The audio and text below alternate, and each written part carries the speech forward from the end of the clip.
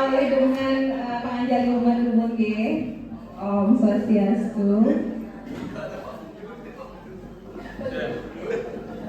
Oke.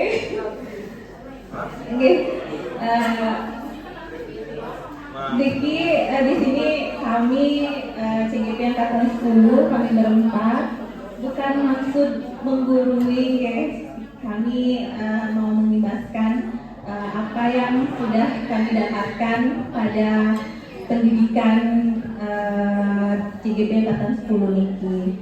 Dan semoga nanti apa yang akan kami berimbaskan nanti mendapatkan pengaruh yang baik untuk kita guru-guru di pensta tercinta niki.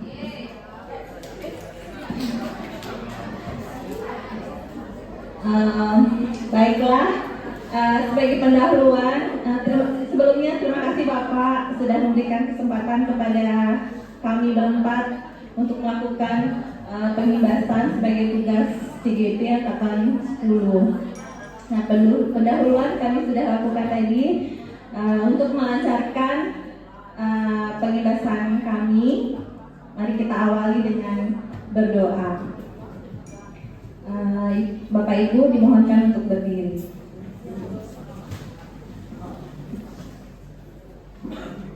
Menurut agama kepercayaan masing-masing, berdoa mulai.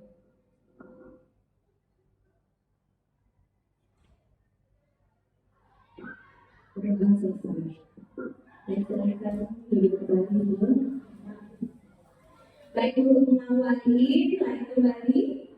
Kami akan berikan deskripsi untuk menambah semangat kita di dalam nanti melakukan pengibasan. Kita akan melakukan deskripsi lanjut dulu. Bapak Ibu, kami mohon untuk berdiri. Ikuti ada gerakan lompat ke depan, lompat ke belakang, belok ke kanan, tengok ke kiri, perut ke depan, perut ke belakang, berputar-putar, ayo kita senam. Terima kasih, silakan duduk kembali.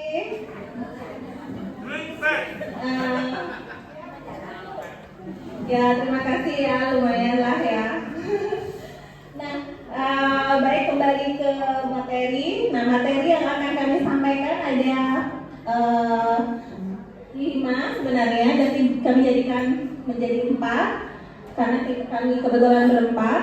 Yang pertama itu ada teori motivasi, hukuman, penghargaan, dan restitusi. Yang kedua itu ada 5 kebutuhan dasar manusia dan keyakinan kelas. Kemudian yang ketiga itu ada 5 posisi kontrol. Yang terakhir itu segitiga restitusi. Nah, untuk materi yang pertama, teori motivasi, hukuman, penghargaan, dan restitusi, itu akan dibawakan oleh Bapak Sujana. Baik, untuk Bapak Sujana, kami persilahkan. Baik, terima kasih Ibu Wiwin atas waktunya. Selamat pagi Bapak Ibu guru hebat.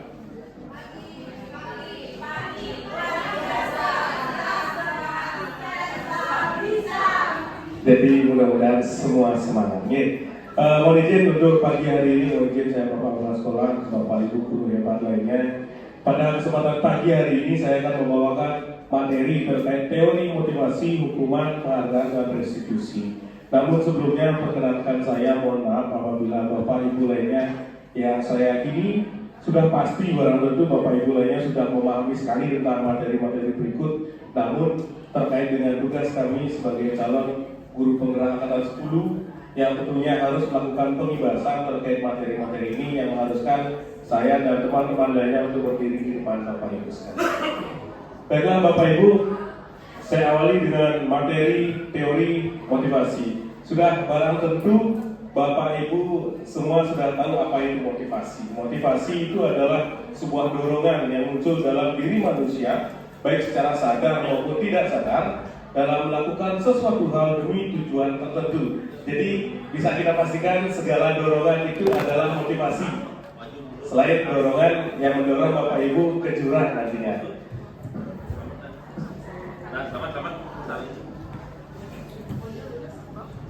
Nah, terkait teori motivasi Bapak Ibu, ada 3 hal yang menurut Dian Johnson dalam buku Restructuring School Discipline menyatakan ada 3 teori motivasi dalam penelitiannya, yang dimana 3 teori ini yang sering kita temui. Yang pertama itu adalah untuk menghindari ketidaknyamanan ataupun hukuman.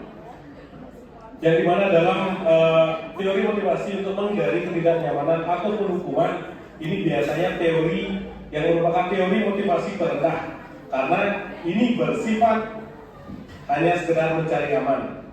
Dan bahkan banyak murid, dan saya rasa kita juga masih banyak yang melakukan teori motivasi ini. Yang kedua adalah untuk mendapatkan imbalan dari orang lain ataupun institusi tertentu.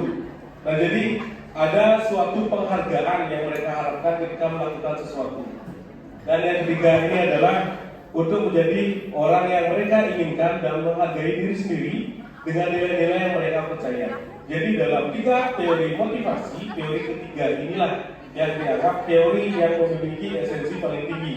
Jadi di antara 3 teori tersebut, yang ketiga merupakan teori yang melandasi sebuah motivasi internal, motivasi yang berasal dari diri sendiri dengan tujuan disiplin positif. Jadi di antara 3 teori motivasi tersebut, yang dimana teori motivasi pertama dan kedua itu masih dianggap kurang, karena teori ini hanyalah mengangkat motivasi eksternal saja, yang dimana teori sesuatu hal yang dilakukan seseorang itu berlandaskan dari faktor-faktor yang ada di luar dirinya sendiri.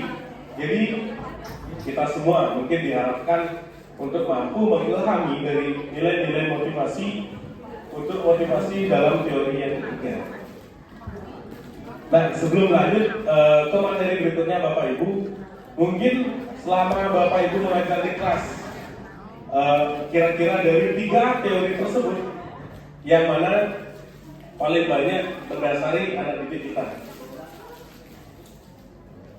Dari teori pertama, kedua, dan ketiga, kira-kira yang mana? Atau mungkin lebih gampang, yang tanya ke Bapak Ibu, dari 3 teori tadi yang saya jelaskan, kita mungkin kalau ke anak-anak mungkin lebih jauh, kita merefleksi ke diri sendiri, Bapak Ibu sekalian, kira-kira yang mana paling sering melandasi Bapak Ibu untuk melakukan sesuatu? Apakah teori yang pertama dengan menghindari hukuman atau rasa tidak nyaman mungkin dari rekan sejawat atau mungkin dari bapaknya? Terus apa yang kedua, mengharapkan penghargaan dari institusi atau lembaga tertentu? Apa yang ketiga? Yang kedua, Bu Sari mengharapkan yang keduanya. Nanti penghargaannya dari mana Bu Sari? Dari Bapak Ibu. Mohon izin Bapak katanya. Bu Sari, teori motivasinya masih teori yang kedua, mengharapkan penghargaan untuk mengikuti sesuatu. Ya, bukan dari pertama Bu Sari, bukan, benar. Oh belum, baik begitu Bapak Ibu. Jadi dari 3 teori motivasi tersebut sangat diharapkan kita sebagai seorang guru, kita dulu yang melakukan, kita bisa mengilhami nilai motivasi yang ketiga, bagaimana motivasi tersebut akan datang atau tumbuh dari dalam diri kita sendiri, hingga pada akhirnya sebuah pembelajaran di kelas yang kita lakukan itu juga akan berimbas kepada siswa. Bagaimana proses pembelajaran tersebut kita lakukan, bagaimana sebuah pembelajaran yang kita lakukan di kelas itu mampu memotivasi diri siswa kita, tidak hanya siswa sekedar nanti siswa kita membuat tugas, mereka hanya sekedar buat saja tugas biar saya tidak dihitung sama Bu Sari nantinya, atau buat saja tugas agar saya dikasih hadiah sama Bu Sari nantinya, agar siswa itu mampu nanti menumbuhkan motivasinya sendiri dengan menggunakan motivasi teori yang ketiga, yakni motivasi yang berasal dari dalam diri siswa, memotivasi dari diri siswa itu sendiri. Jadi demikian teori motivasi Bapak Ibu. Yang lanjutkan ke teori yang berikutnya, hukuman dan konsekuensi. Seringkali ketika dalam menghadapi siswa, baik dalam proses pembelajaran di dalam kelas maupun di luar kelas, baik sebuah keyakinan kelas ataupun keyakinan sekolah yang dilanggar oleh siswa kita sendiri, kita melakukannya, kita meresponnya dengan sebuah hukuman ataupun konsekuensi. Hukuman dan konsekuensi memiliki pengertian yang hampir sama. Namun pada dasarnya, hukuman dan konsekuensi tersebut adalah dua hal yang mirip tetapi tidak sama. Yang dimana hukuman adalah sebuah hukuman itu bersifat menyakiti, tidak nyaman, biasanya spontan, murid takut, bersifat memaksa, murid menjadi membenci sebuah peraturan, dan murid menjadi rendah diri. Dalam konsep ini, hukuman dianggap adalah respon yang paling buruk ketika seseorang melakukan sebuah pelanggaran keyakinan kelas maupun keyakinan sekolah. Lanjut yang kedua, konsekuensi. Konsekuensi bersifat mengontrol murid dengan penguatan positif, mendorong kepatuhan, akan menghormati peraturan dan konsep diri baik. Nah, yang rasa kita semua mungkin masih banyak juga yang melakukan hukuman karena mungkin itu yang kita alami ketika Bapak Ibu sekalian dan bahkan saya secara pribadi ketika masih menjadi siswa. Dan mungkin saja kita sebagai seorang guru menganggap itu benar hukuman. Kenapa dihukum? Karena kita harus sedikit keras dengan siswa yang melanggar keyakinan kelas ataupun keyakinan sekolah. Namun di antara dua hal ini kita diharapkan, pertama, di antara dua hal ini kita mampu memilih konsekuensi, karena konsekuensi itu bersifat lebih humanis, lebih adaptif ke siswa. Bagaimana pola komunikasi kita yang terjadi ke siswa itu menjadi ada komunikasi dua arah, ada komunikasi yang dimana ketika kita melakukan pendekatan ke siswa, siswa itu tidak takut untuk merespon pertanyaan kita, tidak takut mengutarakan alasan melakukan kesalahan. Biasanya untuk Bapak Ibu guru di BK ini sudah masalahnya tentang teori-teori. Jadi kira-kira dari teori ini mana teori yang lebih sering kita gunakan, lebih sering Bapak Ibu gunakan di kelas? Apakah menghukum, apa konsekuensi? Konsekuensinya juga rasa Bapak Ibu di SMP Negeri 1 Tabanan di Spensa kita ini sudah tidak lagi ada hukuman-hukuman yang bersifat menyakiti secara fisik maupun secara psikis anak-anak. Jadi lanjut. Nah, ada teori penghargaan. Namun dalam teori penghargaan ini ada sebuah tulisan dihukum oleh penghargaan. Kenapa penghargaan dianggap menghukum seseorang? Bukannya penghargaan itu kita berikan untuk mengangkat motivasi siswa. Kenapa dikatakan menghukum?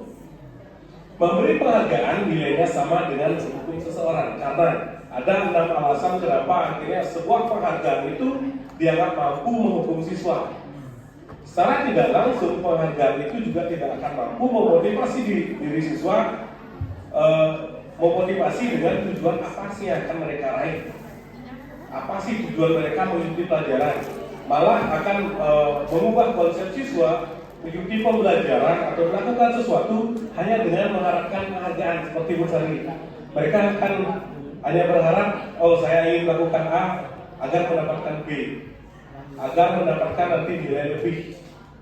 Walaupun secara manusiawi itu benar, tetapi ada beberapa alasan juga yang menyatakan bahwa penghargaan itu akhirnya tidak efisien kita lakukan di dalam kelas. Yang pertama, pengaruh jangka pendek dan jangka panjang. Jika diberikan dalam jangka waktu yang lama terus-menerus, maka Anda akan kehilangan motivasi intrinsik. Ini yang saya katakan tadi. Jadi ketika kita memberikan sebuah penghargaan terus-menerus, jadi anak-anak biasanya di SD, anak-anak yang bisa menjawab ini, ibu punya permen, bapak punya permen, silakan nanti yang bisa menjawab punya 1 permen. Jadi ketika dia tidak mendapatkan permen, nantinya akan ada sebuah motivasi intrinsik yang akan hilang.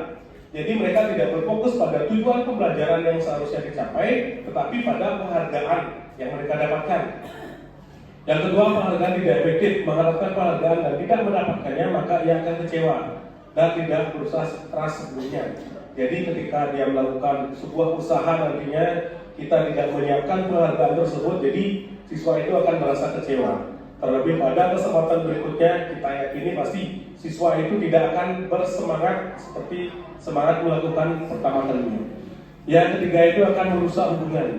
Jika anak diberikan penghargaan ataupun dipuji di depan orang banyak, maka yang lain akan merasa iri. Pastinya, ketika kita memuji salah satu orang siswa atau beberapa siswa, yang lainnya akan merasa iri. Karena dia tidak mampu berada di fase tersebut, mereka tidak diberikan sebuah penghargaan, dan juga mereka tidak diberikan sebuah apresiasi oleh kita sebagai guru.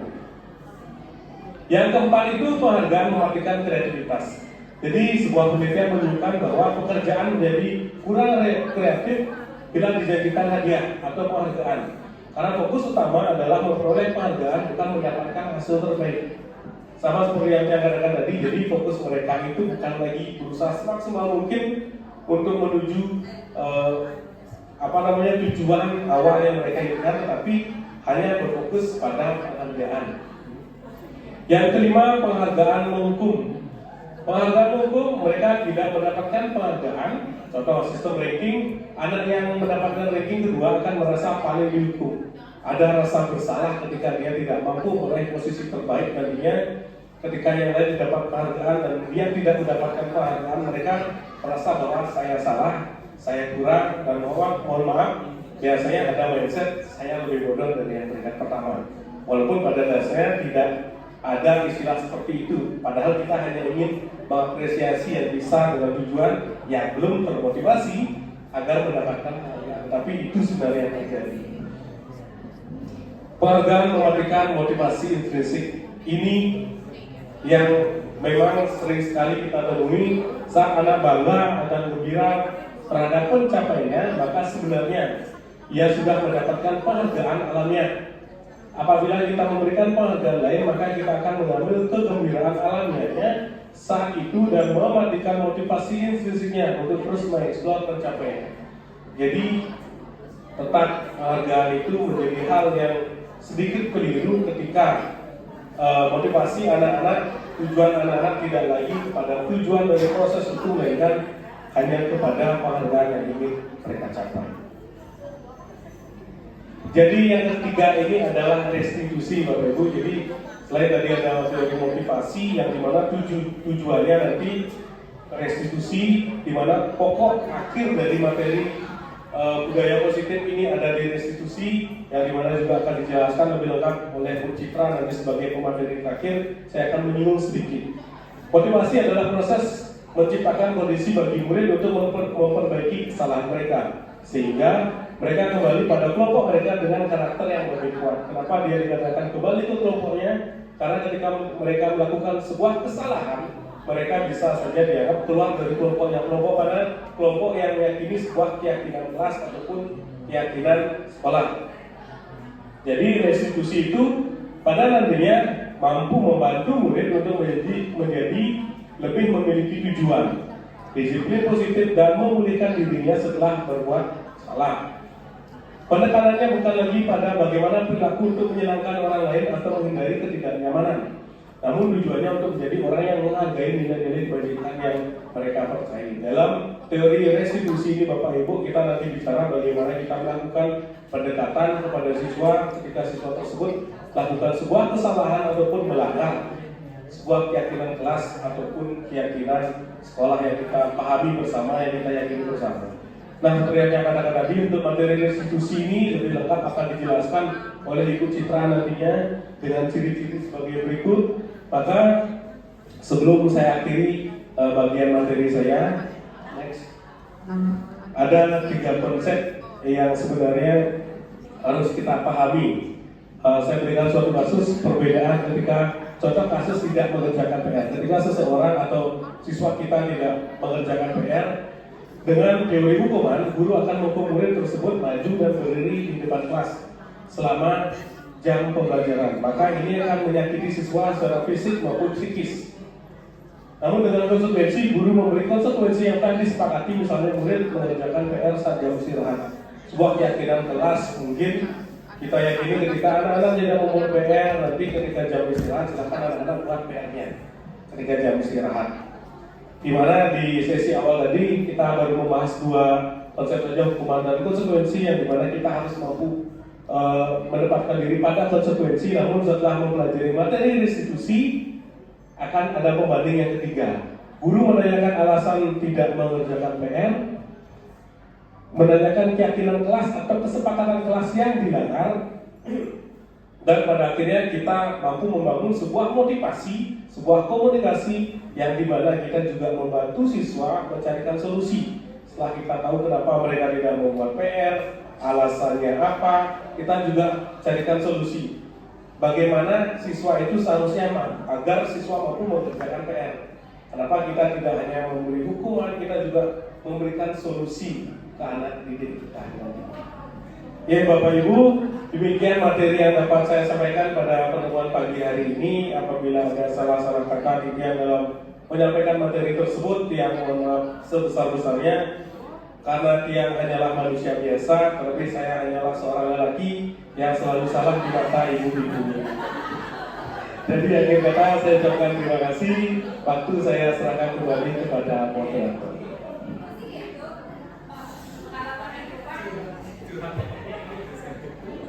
Terima kasih Pak Sujana. Nah, untuk materi yang kedua akan disampaikan oleh Ibu Alit. Silakan Ibu Alit.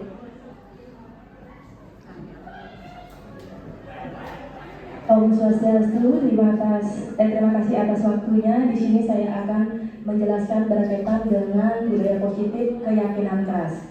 Nah, mungkin Bapak Ibu guru sudah melakukan atau membuat keyakinan kelas ya di kelas Bapak Ibu.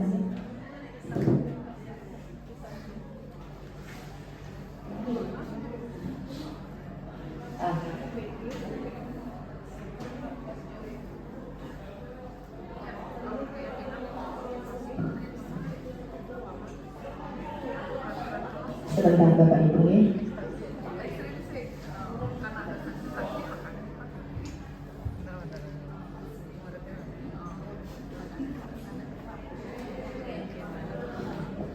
Oke, pasti Bapak Ibu berpikir, mengapa harus keyakinan kelas? Kenapa bukan peraturan kelas? Nah, di sini keyakinan itu sudah tampak dua arah ya, kita dan guru. Kalau misalkan peraturan berarti dari satu belah pihak. Next. Nah, ini ada pertanyaan pemantik ya, mengapa kita menggunakan helm pada saat menggunakan kendaraan roda 2? Nah, apabila seorang anak atau kita pribadi ketika jawabannya itu keselamatan, berarti itu keyakinan, itu berasal dari dalam diri kita sendiri bahwa kita penting untuk menjaga diri kita sendiri dan kita harus selamat. Nah, ketika jawabannya adalah supaya tidak ditangkap polisi atau supaya tidak melanggar protokol, berarti itu sudah artinya adalah peraturan. Peraturan itu dari satu pihak saja dan kita tidak tahu konsekuensinya. Kalau misalkan keyakinan kelas itu kita tahu konsekuensinya, misalkan di dalam kelas misalkan sudah dijelaskan tadi tidak membuat PR. Ketika tidak membuat PR bisa dikerjakan pada saat jam istirahat, itu konsekuensi ada di keyakinan kelas. Kalau misalkan di peraturan itu hukuman jatuhnya. Next. Nah, keyakinan ini adalah nilai-nilai kebajikan yang bersifat universal yang disepakati secara tersirat dan tersurat. Nilai kebajikan ini menekankan keyakinan seorang dengan motivasi intrinsik. Maksudnya, misalkan nilai-nilai kebajikan itu adalah misalkan kejujuran, tanggung jawab, dan lain sebagainya yang memang harus kita realisasikan untuk mendukung keyakinan kelas kita nanti. Next. Nah, di sini budaya positif dan keyakinan dikenal ada dua, ada yang tampak dan ada yang tidak tampak. Nah, yang tampak ini seperti datang tepat waktu. Ini yang bersifat positif ya. Yang tampak itu bersifat positif, menjaga kebersihan kelas. Yang ketiga meminta maaf jika bersalah. Yang keempat jujur, yang kelima komitmen terhadap tugas. Nah, sekarang yang tidak tampak atau yang bersifat negatif, sering datang terlambat, membuang sampah sembarangan, tidak mau meminta maaf, yang keempat sering berbohong, dan yang kelima tidak menyelesaikan tugas tepat waktu. Itu misalnya ini permasalahan yang memang pernah Ibu alami ya Bapak Ibu ya? Pernah nggak? Ya, lanjut.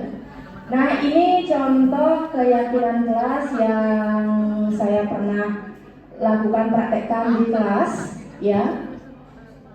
Nah, jadi keyakinan kelas itu sangat penting untuk atau supaya anak-anak itu tertib di dalam kelas. Apalagi anak-anak zaman sekarang ya, bukan sih malas, tapi mungkin kesadaran dirinya itu kurang. Makanya kita sebagai guru wajib menyadarkan anak-anak dengan berlandaskan nilai kebajikan supaya anak-anak itu bisa menepati keyakinan kelas tersebut. Lanjut. Nah, yang materi yang kedua adalah 5 kebutuhan dasar yang harus kita seorang guru penuhi anak didik kita. Ya, bukan hanya kita yang memiliki kebutuhan, anak juga mempunyai kebutuhan. Ya. Lanjut saja.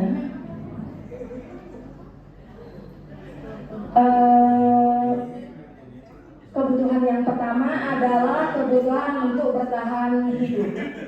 Artinya kebutuhan bertahan hidup merupakan kebutuhan yang bersifat fisiologis untuk bertahan hidup, misalnya kesehatan, rumah, dan makanan. Kalau misalkan biologis, kita bereproduksi, ya. Ini yang fotonya. Ini adalah beberapa contoh kebutuhan untuk bertahan hidup. Ya, di sekolah kita sudah melakukannya. Yang itu memeriksa gigi, ya.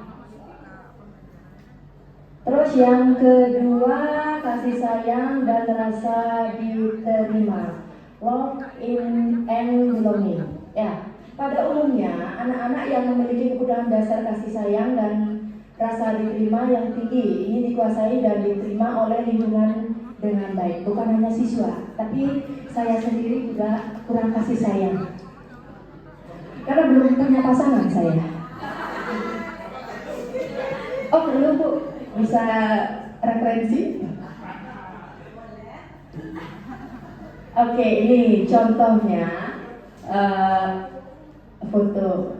Ini rasa kasih sayang ketika kita guru, misalkan salim dan menanyakan kabar. Misal itu contoh kecil, ya, supaya mereka itu rasa diterima. Oh, saya berhubungan baik dengan guru dan juga teman-temannya. Oke, penguasaan. Kebutuhan ini berhubungan dengan kekuatan untuk mencapai sesuatu, menjadi kompeten, menjadi terampil, diakui atas prestasi, keinginan untuk dianggap berharga, pencapaian kompeten, diakui dan dihormati. Contohnya adalah ini, anak didik kita sudah banyak mendapatkan kejuaraan ya, seperti contoh di depan. Ada itu yang bertaraf internasional ya, ya salah satunya ya. Contoh misalkan di dalam kasus di dalam kelas ada siswa itu murung atau misalkan kurang bergaul. Nah, kita sebagai guru jangan marah. Ya, kita kaitkan dengan 5 kebutuhan dasar. Kita harus menyimak apa sih anak ini kurang kebutuhan yang mana. Bagaimana caranya kita sebagai guru untuk melakukan tahap awal untuk mengukur kebutuhan anak. Jangan langsung kita itu memarahi anak. Apabila ketika dia itu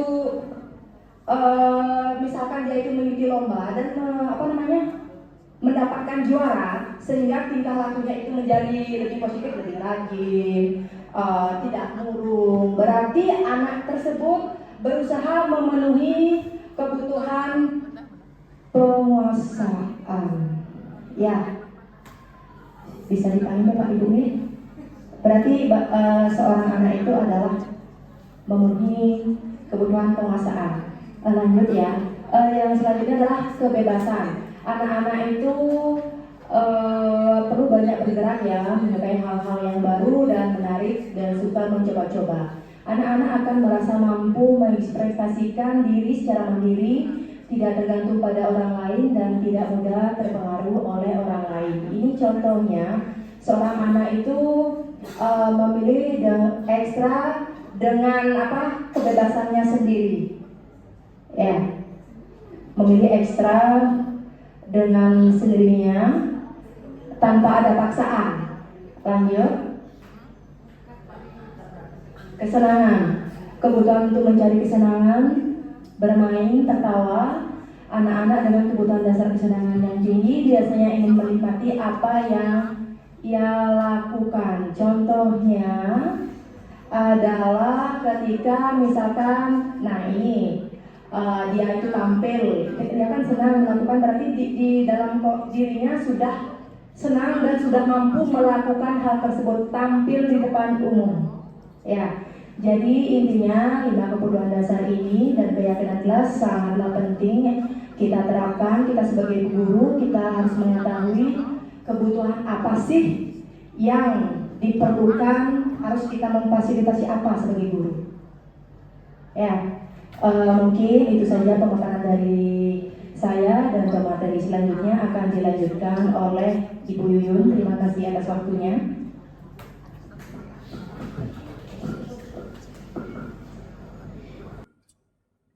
Terima kasih Bu Adit untuk penjelasan ke materi yang kedua.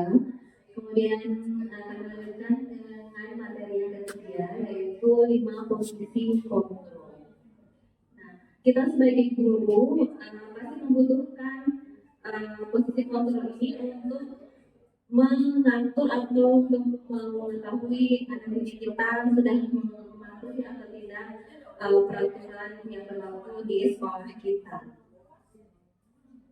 Apa saja itu 5 posisi kontrol yang kita sebagai seorang guru? 5 posisi kontrol itu, yang pertama itu ada penghukum, yang kedua membuat merasa bersalah, yang ketiga teman, kemudian yang keempat itu pemantau atau monitor, kemudian yang kelima itu kita sebagai manajer. Nah, apa itu posisi kontrol? Yang pertama itu penghukum. Nah, kita sebagai guru umumnya ya, kita sebagai guru pasti bukan pasti, tapi kebanyakan kita kalau ada anak yang berbuat kesalahan, pasti posisi kita itu menghukum. Benar tidak? Ya, pertama yang kita lakukan pasti akan menghukum. Ya, jadi saya pun seperti itu biasanya kalau sebelum mengetahui hal seperti ini. Nah, ini ciri-cirinya itu yang menghukum ya, biasanya kita menghadik siswa dengan cara yang keras, menghukum hukuman baik fisik maupun verbal. Yang fisik ya biasanya paling kita menjewer kan. Nah, yang verbal yang kita mengatai anak didik kita itu dengan kata-kata yang kasar. Misalnya contohnya, kamu tidak tahu peraturan di sekolah kita ya, ada yang keras. Nah, itu contoh kita sebagai di sini kita memposisikan kita itu sebagai penghukum.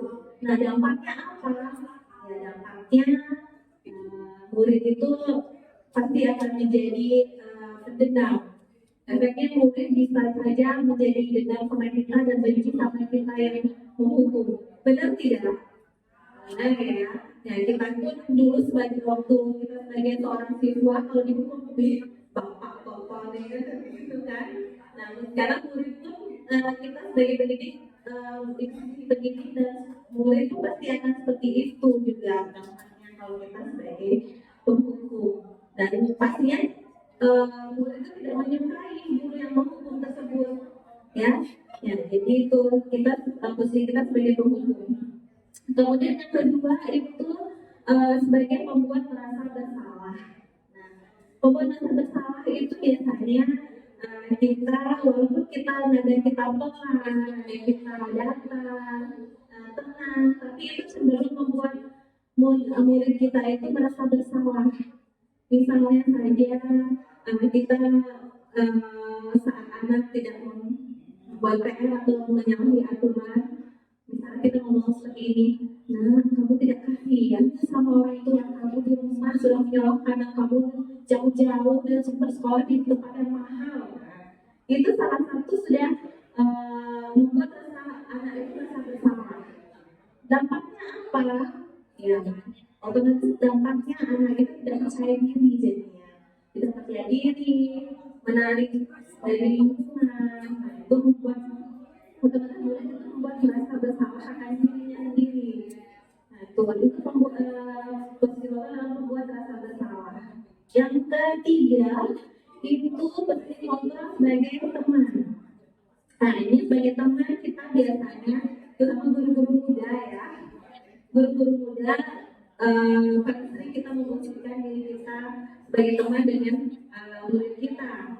Kita sering mengajak ngobrol, menanyakan masalahnya apa, kemudian bahkan ikut bermain sama mereka, bermain sama mereka, main apa sama main game atau apa. Nah, itu sebagai teman, posisi kita sebagai teman. Dampaknya apa? Ya, jadinya murid yang menjadi ketergantungan sama kita. Kalau kita tidak ada, bisa paling murid yang bisa berbicara sama ibu, saya cuma curhat sama ibu. Kalau tidak ada guru tersebut, tidak jadi. Jadi anaknya merasa tidak bisa mandiri, merasa tidak bisa melakukan tugasnya apa yang diberikan kalau tidak ada guru tersebut. Nah, itu dampak kita sebagai teman. Kemudian yang keempat itu sebagai pemantau. Nah, kita sebagai pemantau di sini kita berbicara data tidak emosional, kemudian guru mengarahkan muridnya untuk mematuhi peraturan. Saat kita berkeliling ke sekolah, ke kelas. Nah, kalau saat ada anak yang tidak mematuhi peraturan, kita mengingatkan dan sering mengingatkan pada anak tersebut, nah ingat ya, cukur rambutmu, misalnya seperti itu, ingat ya itu peraturan kita di sini seperti itu, kamu harus beda seperti ini. Nah, kita harus berbicara atau dengan pelan tanpa harus menyinggung atau membuat kejam anak. Nah, dampaknya murid itu tidak sepenuhnya mandiri karena tidak menyadari apa peraturannya karena kita sering mengingatkan. Jadi kurang mandiri jadinya anak gitu. Dan konsekuensinya akan nanti misalnya kita membuat nanti kalau kamu patuhi peraturan ini nanti hadiah dari uangnya. Jadi hanya dengan reward baru mereka bisa mematuhi peraturan. Itu dampaknya kalau kita di. Kemudian yang terakhir itu ada posisi kontrol sebagai seorang manajer. Nah, seorang manajer, guru dengan tulus mengajukan pertanyaan-pertanyaan yang bermakna yang membuka pikiran murid. Kemudian guru membimbing untuk memecahkan masalah yang dialami oleh siswa tersebut. Misalnya saja, kalau ada anak yang melanggar peraturan, salah satunya mungkin memakai sepatu. Kalau kita di sini kan memakai sepatu hitam, warna hitam. Tapi ada anak yang memakai warna sepatu berbeda dengan hitam, putih misalnya. Nah, di sini kita, kalau kita posisi kita sebagai manajer, kita pasti akan mengajukan pertanyaan-pertanyaan dahulu, tidak langsung memarahinya. Kamu ini mematuhi peraturan, tidak mematuhi peraturan. Nah, itu posisi kontrolnya sebagai seorang penghukum. Tapi kalau seorang manajer, pasti kita akan memberikan kesempatan kepada siswa tersebut untuk menjelaskan. Kita bertanya, nah, kenapa kamu tidak mematuhi peraturan? Kenapa kamu memakai baju hitam? Kamu tahu nggak peraturan yang keyakinan yang ada di kelas kalian atau di sekolah ini? Keyakinan apa yang kamu langgar? Nah, kita menggali anak itu untuk memecahkan atau mencari solusi untuk untuk tidak melanggar kembali aturan di sekolah gitu. Jadi itu posisi kita sebagai seorang manajer. Nah, itu 5 posisi kontrol. Nah, 5 posisi kontrol itu pasti ada, semuanya itu ada plus minusnya. Semua ada plus minusnya ya, ada posisi positif dan negatifnya. Nah, di sini kita sebagai guru kebanyakan sebagai posisi apa ibu bapak? Yang paling sering kita lakukan? Membuat rasa bersalah. Sebagai apa, Bu? Membuat rasa bersalah. Membuat rasa bersalah ya. Saya pun sering juga melakukan itu. pembuat rasa bersalah. Kemudian paling sering itu pembuat sebagai penghukum, benar tidak? Ya, sebagai penghukum, sebagai teman ya, sebagai teman juga. Kalau sebagai teman itu biasanya guru-guru muda ya, guru-guru muda sebagai teman.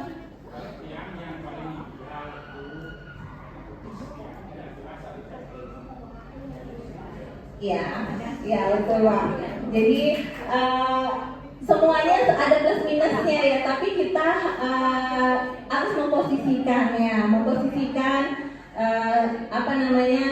keadaan murid, kondisi siswanya juga. Itu tidak harus kita terus sebagai manajer aja atau sebagai penghukum saja, tapi alangkah baiknya posisi kita sebagai penghukum dan posisi kita sebagai pembuat rasa bersalah itu lebih jarang dilakukan, lebih jarang juga sebagai pemantau juga. Pemantau itu tidak alangkah baiknya juga tidak terlalu sering untuk dilakukan. Yang paling ideal itu sebenarnya sebagai seorang manajer, ya. Nah, itu. Nah, karena tidak ada tidak ada sesi tanya jawab, ya mungkin seperti itu 5 posisi kontrol yang bisa saya sampaikan. Oke. Baik, untuk materi selanjutnya kami lanjutkan ke materi berikutnya yang dibawakan oleh Ibu Citra.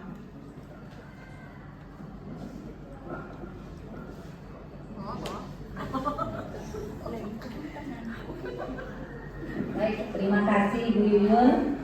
Selamat pagi Bapak Ibu guru hebat. Pagi Ibu Ari, luar biasa. Tetap semangat, pesta bisa.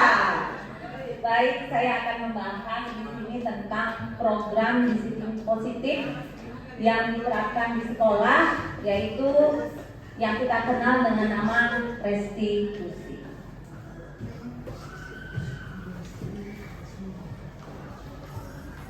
Restitusi dikembangkan oleh pakar pendidikan Daniel Goosen berlandaskan pada teori kontrol Dr. William Glasser.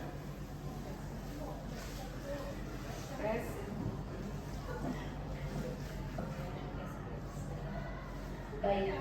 Segitiga restitusi adalah suatu proses dialog antara orang tua yang dijalankan oleh guru atau orang tua agar dapat menghasilkan murid yang mandiri dan bertanggung jawab.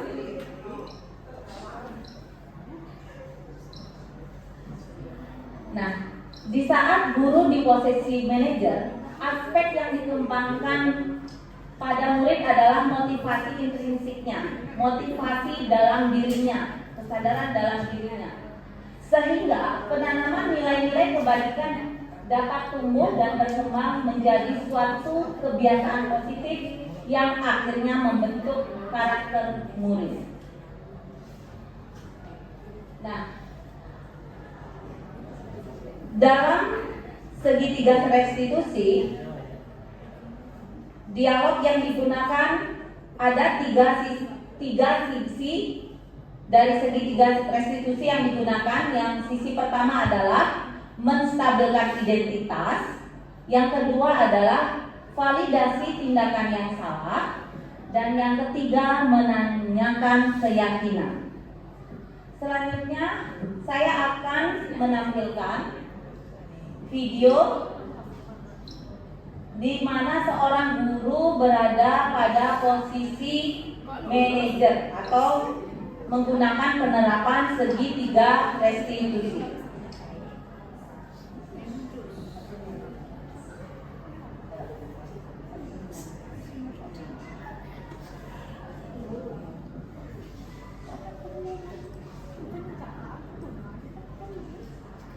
Mohon maaf karena tidak tersambung dengan soalnya. Silakan.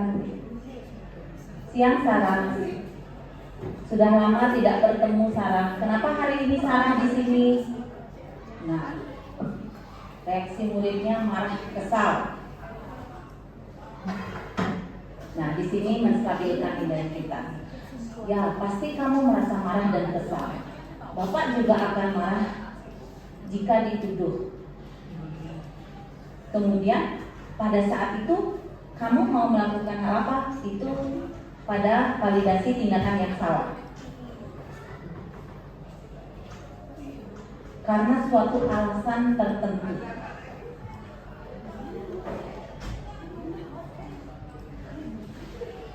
Nah, ini tahapan validasi tindakan yang salah.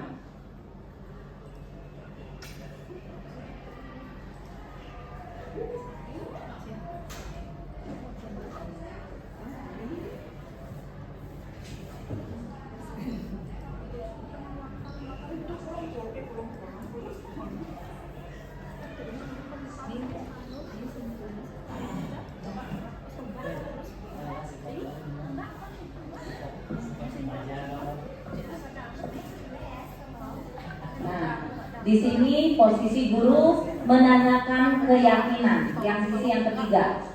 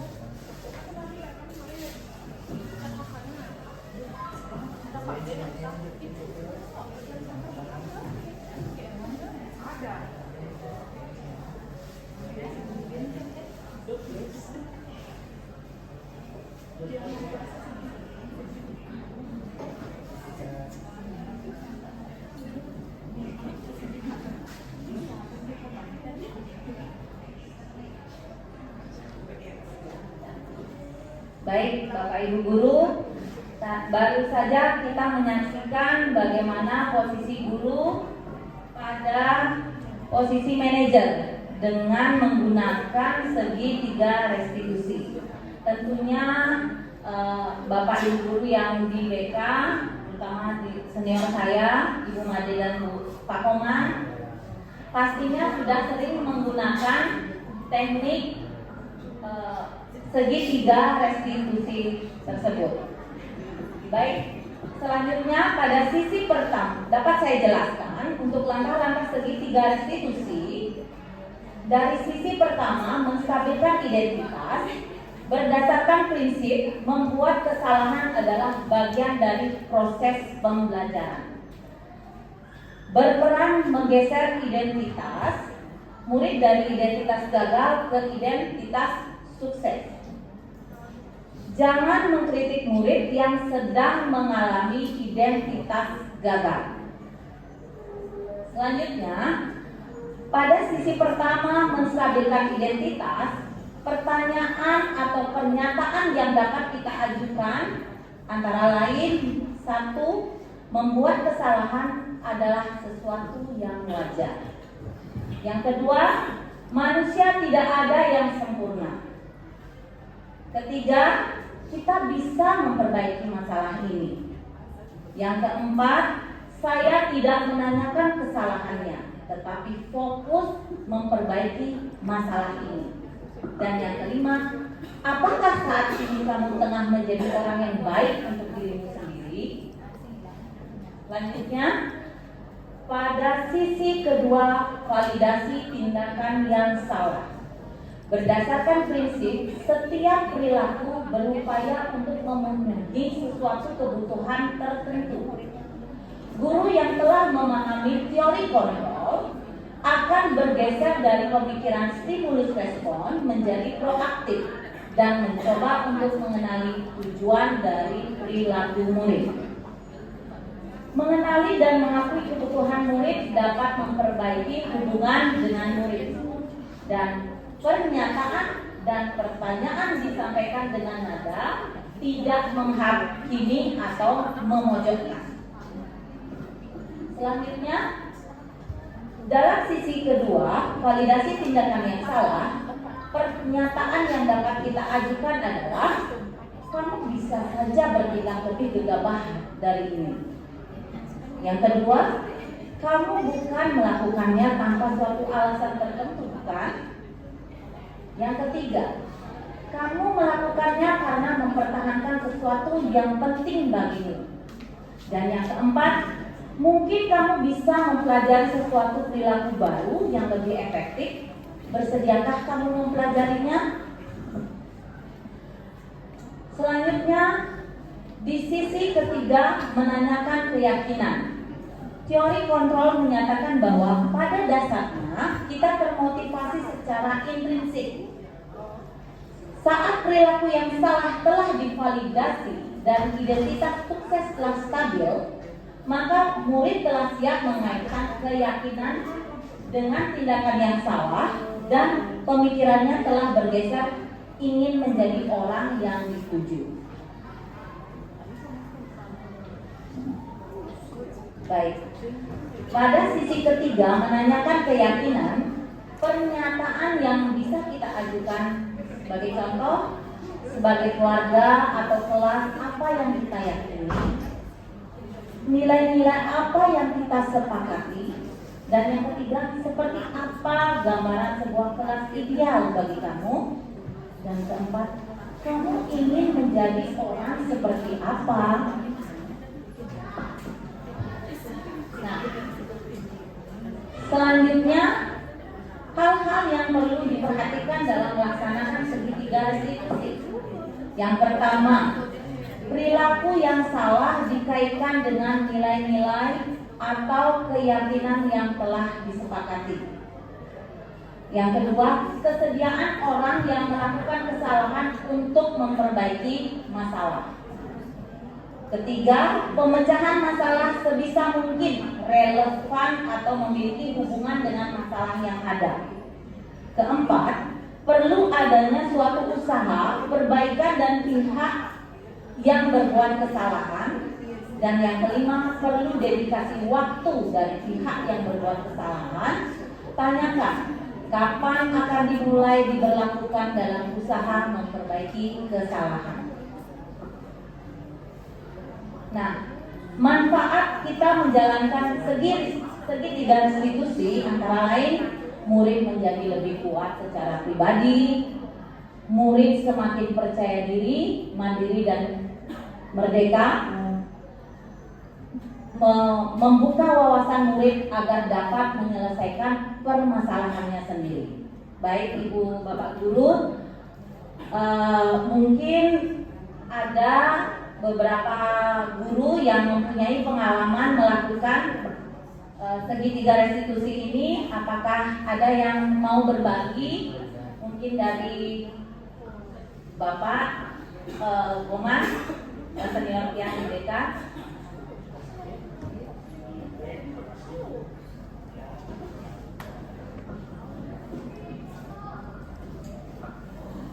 Terima kasih pada Bu Tut sebagai penyaji tentang segitiga restitusi.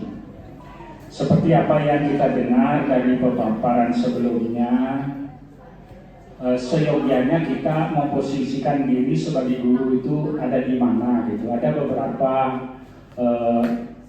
pernyataan yang sudah bisa kita simak, seperti apa yang tadi Stian sampaikan.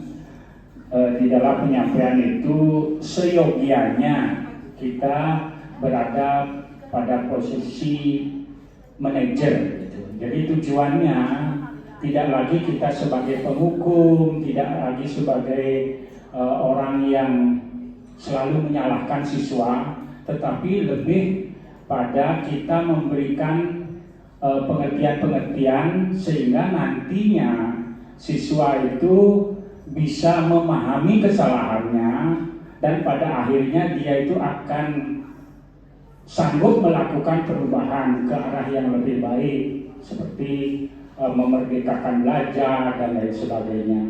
Jadi kalau teknik-teknik konseling memang di BK banyak sekali, tetapi kalau di sini tidak perlu kita sampaikan bagaimana caranya karena itu akan sulit kita paparkan karena sekali lagi teknik-teknik konseling itu harus kita lakukan betul. Bagaimana tanggapan siswa, apakah siswa menyadari kalau dia berbuat salah atau tidak. Nah, upaya apa yang dilakukan guru tentunya menghindari juga pertanyaan-pertanyaan yang memonjolkan tadi sehingga menyebabkan siswa tidak nyaman dan lain sebagainya. Nah, demikian yang sedikit saja dari Tiang. Mudah-mudahan Bapak Ibu yang lain yang banyak senior di sini juga bisa menambahkan mungkin, atau kalau tidak ya kita akhiri dan demikian. Terima kasih Bu. Terima kasih Bapak Komang sudah berbagi pengalaman mengenai pengalaman di BK. Karena memang di BK banyak sekali teori konseling yang hampir sama dengan segitiga restitusi tersebut.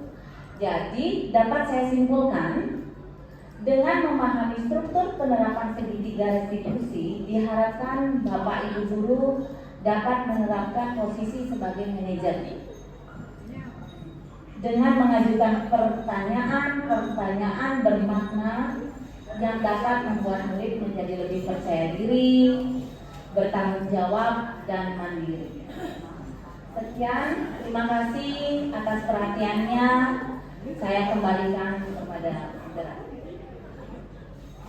Baik, terima kasih Bu Citra sudah memaparkan materi dengan sangat baik hari ini. Dan terima kasih dengan berakhirnya materi dari Bu Citra, maka berakhir juga materi pengimbasan yang kami lakukan dari CGP angkatan 10. Sekali lagi kami ucapkan terima kasih kepada Bapak Ibu sekalian untuk perhatiannya, juga atensinya telah membantu kami dalam membuat pembahasan ini, tugas-tugas dari CGP angkatan 10. Dan untuk itu kami akhiri dengan Prama Santi. Santi. Terima kasih.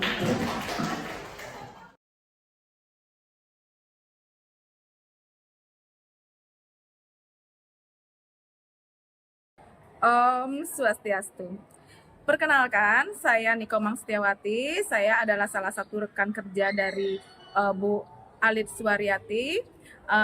Di sini, di dalam pengimbasan yang dilakukan oleh Bu Alit, itu menerapkan dalam hal pembahasan budaya positif di lingkungan sekolah, di mana dalam pengimbasan kita diberikan suatu materi atau metode di dalam memberikan kebebasan belajar kepada murid, yaitu kebutuhan belajar murid, yang tujuannya untuk memberikan kebebasan kepada murid belajar secara efisien dan efektif dan secara natural.